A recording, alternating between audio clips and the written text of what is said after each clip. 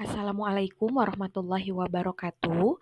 Kami dari kelompok 5 dari SMP Negeri 6 Bandung yang beranggotakan Iren Margareta Silaban, Hairina Aulia, Lilis Karlina, Loki Orismi, dan Tika Triwahyuni hari ini akan memaparkan hasil diskusi kami terkait dengan problematika penerapan kerangka Understanding by Design di lembaga formal sebagai peserta didik.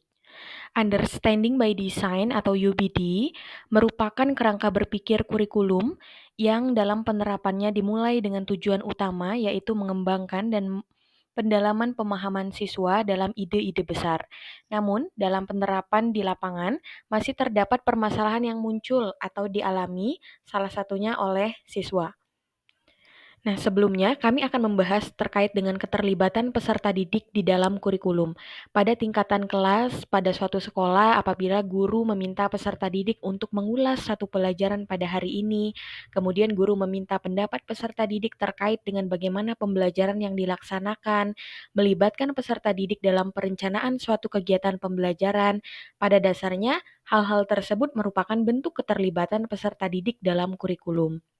Kemudian, penerapan kerangka understanding by design yang ideal bagi peserta didik, itu dalam kerangka UBD diharapkan peserta didik dapat mencapai pemahaman yang mendalam terkait dengan materi yang dipelajarinya, agar peserta didik mendapatkan suatu penilaian yang otentik dan dapat dipertanggungjawabkan, maka guru menerapkan prinsip UBD dalam pembelajaran dengan menentukan tujuan yang hendak dicapai, asesmen yang akan digunakan, serta rancangan pembelajaran.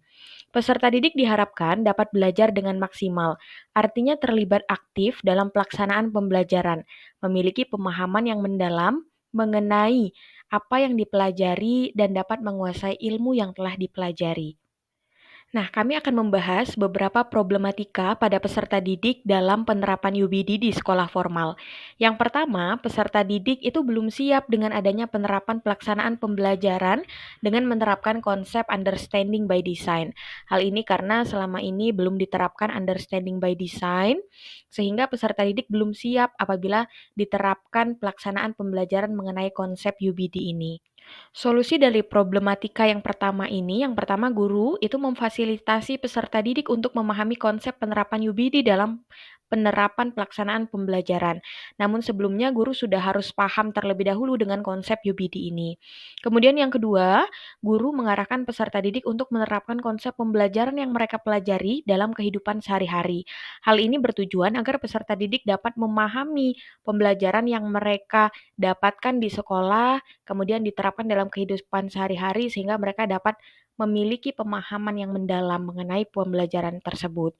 Kemudian yang ketiga, guru bisa bekerja sama dengan pihak lain, misalnya guru pada mata pelajaran lain atau pada instansi lain untuk secara bersama-sama menerapkan konsep understanding by design dalam pelaksanaan pembelajaran.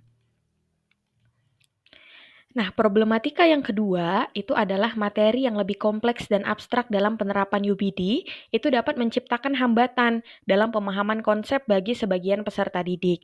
Mereka mungkin mengalami kesulitan mengaitkan ide-ide tersebut dengan pengalaman atau pengetahuan yang mereka miliki, mengingat bahwa setiap kemampuan awal peserta didik itu berbeda.